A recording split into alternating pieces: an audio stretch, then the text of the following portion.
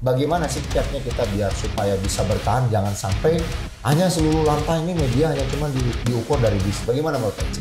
Menurut saya media itu memang harus independen, tapi tidak melepas bahwa media juga membutuhkan bisnis di dalamnya. Kalau Eci sendiri di MBK Pos itu melamar dulu jadi apa? Melamar sebagai sosial media. Sosial media. Apa sih tugasnya sosial media itu? Menurut saya sosial media itu kurang lebih yang membagikan konten di media sosial, karena media-media cetak sekarang kan sudah beralih ke media digital gitu. Jadi memudahkan juga nih masyarakat untuk mendapatkan berita secara lebih cepat, seperti itu. Harus nyemplung di dunia digital sendiri. Kalau nggak itu hanya cuma hayalan saja ya. Iya. Dan juga jangan, maksudnya kita harus terus improve sama teknologi yang ada. Oh, harus improve bersama dengan teknologi yang ada. Nggak bisa juga kalau kita hanya tahu cuma hanya sebatas itu.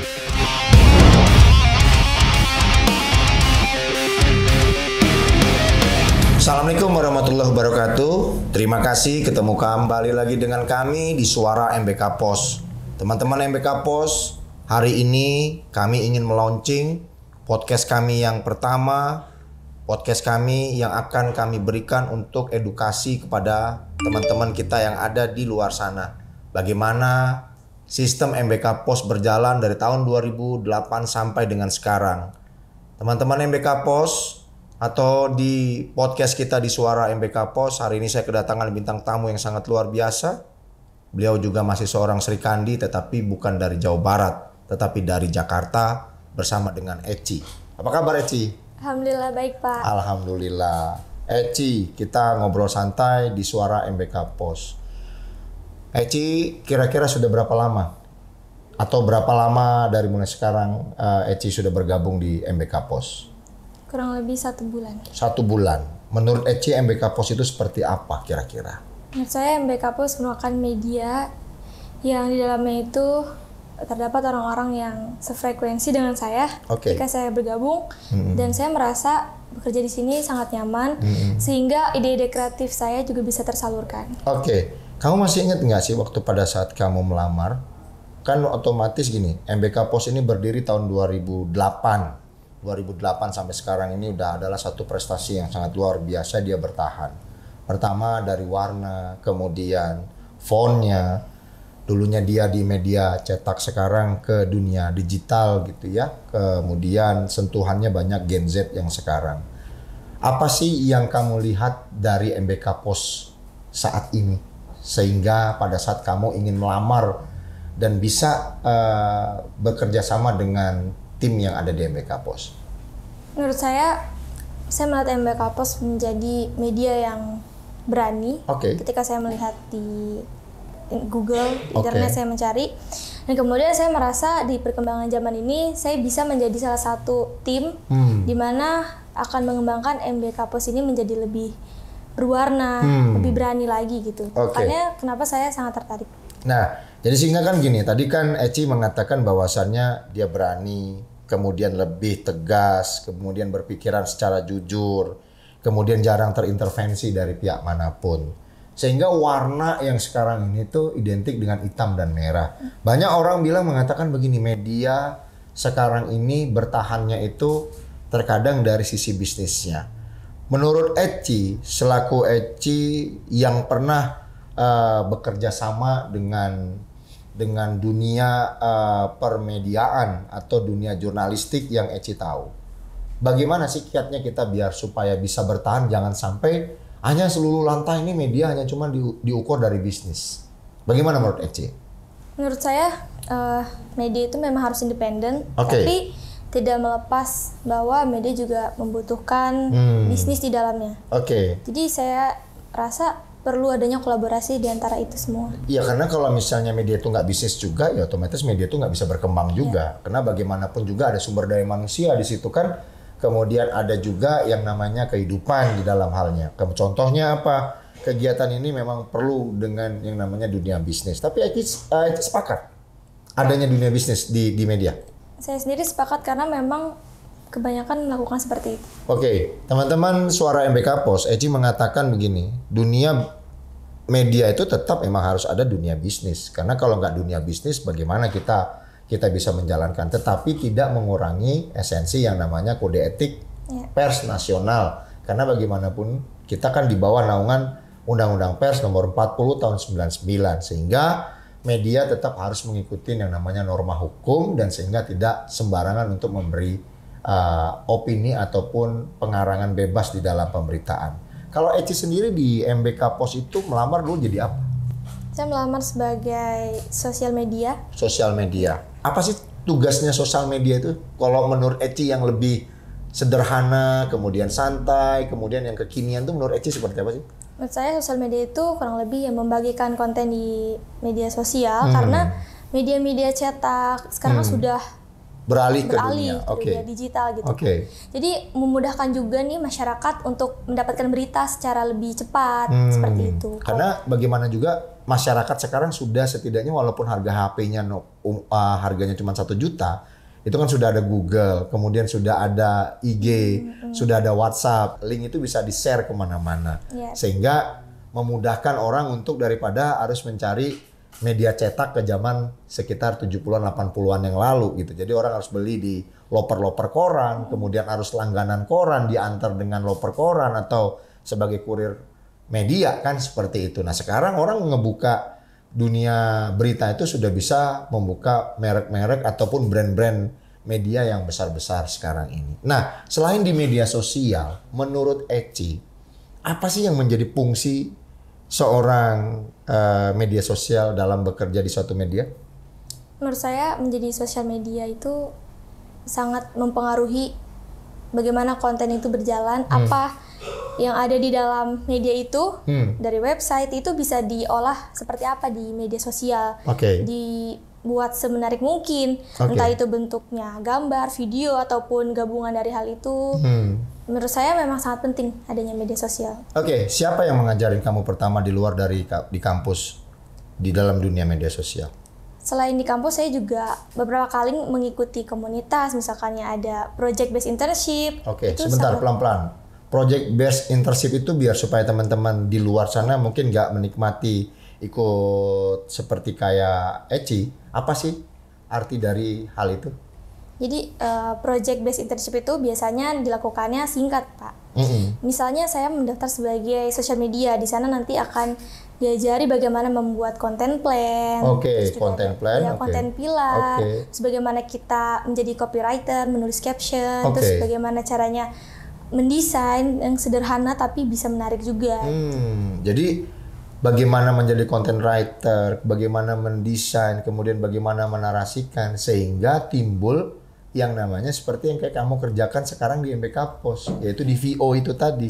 Penggabungan itu semua akhirnya dimunculkan di IG, kemudian di TikTok ataupun di websitenya MBK Pos. Menurut diri kamu sendiri ya, Ci, dengan usia kamu yang termasuk Gen Z sekarang, kamu fresh graduate, kemudian kamu betul-betul mau menjalankan kegiatan di dalam dunia informatika lah kita anggap atau dunia digital saat ini. Menurut kamu itu sudah sesuai nggak sih dengan jurusan yang kamu inginkan dengan diri seorang Eci? Menurut saya pribadi sangat sesuai karena memang dari setelah lulus SMA saya memang ingin bekerja di bidang media. Jadi memang sudah saya planning setelah dari SMA saya mau masuk kuliah jurusan ini, setelah lulus saya mau mendaftar menjadi apa, dan sampai saat sekarang saya di MBK itu sudah sejalan. Sudah sangat sejalan. Berarti gini loh. Kadang anak-anak zaman sekarang ya, saya juga sedikit bukan mengkritik tapi saya memberi masukan gitu ya. Di zamannya saya dulu itu mungkin berbeda. Waktu pas 20 tahun yang lalu kita berpikir secara jernih, dulu cita-cita saya pengen jadi dokter, jadi polisi, kemudian jadi prajurit TNI. Mau jadi pengusaha aja itu mungkin susah, sangat bermimpi gitu loh. Kenapa? Kita laki-laki itu dari kampung taunya bagaimana otot bisa ditahan dan kemudian kita bisa jadi besar. Nah, saya ngelihat dari review yang sekarang bahwasannya anak-anak sekarang itu semakin hari itu yang dia cintai itu adalah tidak menggunakan tenaga lagi, tetapi dia menggunakan bagaimana pemikiran, kemudian cara dia bekerja dan pengetahuan dan pengalaman. Nah, sehingga menurut saya anak-anak zaman sekarang itu banyak sekali yang memilih untuk jadi konten kreator, jadi YouTuber, kemudian jadi startup, kan begitu ya. Tidak ada lagi orang yang mau bekerja di dunia yang turunan pekerjaannya. Turunan itu pekerjaan apa? Contoh kerja di pabrik kelapa sawit atau perusahaan kelapa sawit, kemudian perusahaan BUMN, kemudian perusahaan tambang batu bara, kemudian penggalian pasir atau galiansi. Itu adalah warisan-warisan yang menurut saya itu orang-orang tua di zaman dulu itu kalau nggak jadi pegawai negeri ya jadi pengusaha di bidang seperti itu. Nah, tetapi anak-anak zaman sekarang ya larinya kalau dia udah nggak punya MacBook atau laptop itu rasanya kayaknya dunia udah hancur sekali bagi dia. Setidaknya HP lah yang akan membuat dia menjadi hidup. Nah, apakah menurut kamu anak-anak di zaman sekarang itu berapa persen yang mengikuti jalur seperti itu? Untuk jalur ke digital. Dunia digital.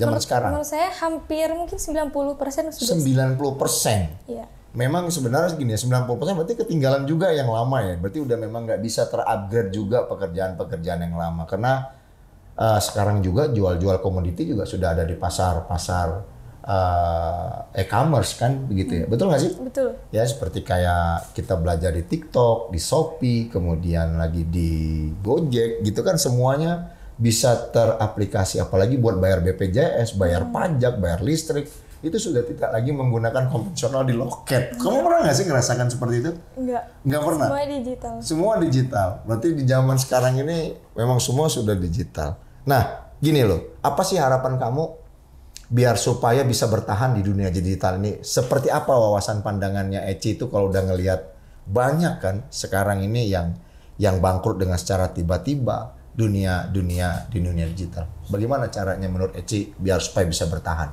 Menurut saya jalan satu-satunya memang harus nyemplung di digital itu sendiri, Pak. Harus nyemplung di dunia digital sendiri. Kalau nggak itu hanya cuma hayalan saja ya. Iya, dan juga jangan maksudnya kita harus terus improve sama teknologi yang ada. Oh, harus improve bersama dengan teknologi yang ada. Nggak bisa juga kalau kita hanya tahu cuma hanya sebatas itu.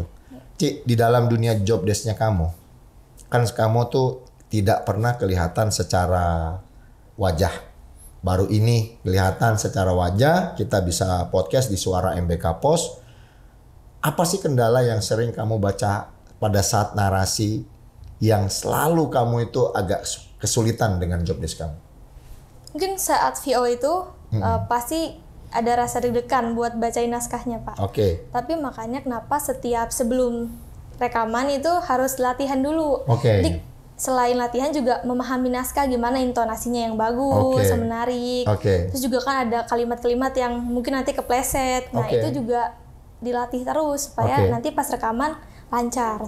Dulu di waktu kamu jadi mahasiswi, kamu tuh ada nggak pelajaran itu? Ada pelajaran itu.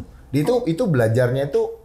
Saya punya sahabat namanya Bu Riri. Saya pernah podcast sama seorang voice over, yaitu host ya. Dia tuh teacher lah saya anggap, pengembangan diri bagaimana menjadi seorang voice over itu memiliki kedisiplinan. Sahabat kita Aji dulu pernah jadi fotografernya atau jadi videografer untuk ngambil video podcast saya dengan Ibu Riri di K2FM. Saya punya platform YouTube. Nah, beliau juga berbicara ke saya bahwasannya agak sedikit sulit mengajari orang-orang yang ingin menjadi voice over profesional atau VO, penyiar radio, atau jadi vokalis, atau pembawa pidato, atau MC.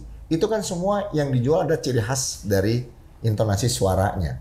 Kamu sepakat nggak sih apa yang dibilang Bu Riri bahwasannya seorang VO itu bukan berarti hanya membaca narasinya saja yang takut salah, tapi suaranya itu bisa hilang tiba-tiba atau apa kendalanya itu terjadi nggak sih? Iya, setuju banget. Karena waktu VO pun kadang ada kendala suara tiba-tiba serak segala macam. Jadi emang harus latihan terus. Berarti itu memang harus tetap dilatih seperti kayak kita latihan vokal ya. Berarti kalau misalnya begini, ada seorang ex gitu ya, wanita bekerja di VO, dia sering merokok juga itu berbahaya juga ya, pengaruh dari suara itu bisa berubah kan. Jadi kalau misalnya gini, kamu pernah ingat kan iklannya 21 itu kan menjadi dubbing suara 21 itu dari dulu kita tidak pernah tahu kan ya, menjadi siapa orang yang suara siapa ini yang terdengar di 21. Nah, Kan sama kan dengan apa yang kamu kerjakan di MBK Pos. Kamu membacakan narasi tersebut, kemudian tim-tim kreatifnya MBK Pos akhirnya mengambil gambar-gambar itu sehingga disatukan jadi satu. Dan kamulah orang pertama yang mengisi PO di MBK Pos. Saya terima kasih gitu loh. Jadi ibarat kata pernah saya sampaikan itu kalau nggak salah kita rapat redaksi kapan dia. Tolong Eci harus punya era generasi. Kenapa bilang? Pada saat Eci nanti lagi nggak sehat, itu kan VO pasti akan bisa terganggu. Tetapi ternyata sebegitu Arfi ngasih tahu ke saya ada beberapa suara yang dilakukan oleh Yurike, itu membuat saya juga akhirnya memang ciri khas kentalnya suaranya Eci ini sangat luar biasa. Nah, kamu percaya nggak pada saat suara kamu akan ditayang di MBK Pos, kamu percaya nggak sih bakal ditayang seperti itu? Sebelumnya nggak pernah terpikirkan, Pak. Kenapa nggak pernah terpikirkan? Karena saya ngerasanya mungkin banyak talent yang lain yang lebih oke sebenarnya. Oke. Tapi saya juga nggak yakin waktu saat kamu melamar ke saya tuh kamu sumpah untuk narik mood kamu tuh untuk supaya kita bisa berdiskusi tentang masalah media itu sangat sulit sekali memang. Tapi saya nggak nyangka begitu kamu membuat narasi tersebut gitu. Saya sangat takjub gitu loh. Jadi kalau misal dalam rapat terkadang suka saya agak sedikit selalu memanggil kamu karena orang pertama yang saya hafal di MBK Pos itu ya kamu gitu loh. Jadi selalu memberikan dalam rapat kamu tuh menjadi ilustrasinya saya. Ci, tolong begini. Itu adalah ilustrasi sebenarnya yang saya mainkan agar saya tuh bisa mengingat nama pegawai saya siapa lagi gitu loh ya. Jadi supaya kita tuh semakin akrab sebenarnya. Dia tidak ada quote and quote saya tuh harus begini.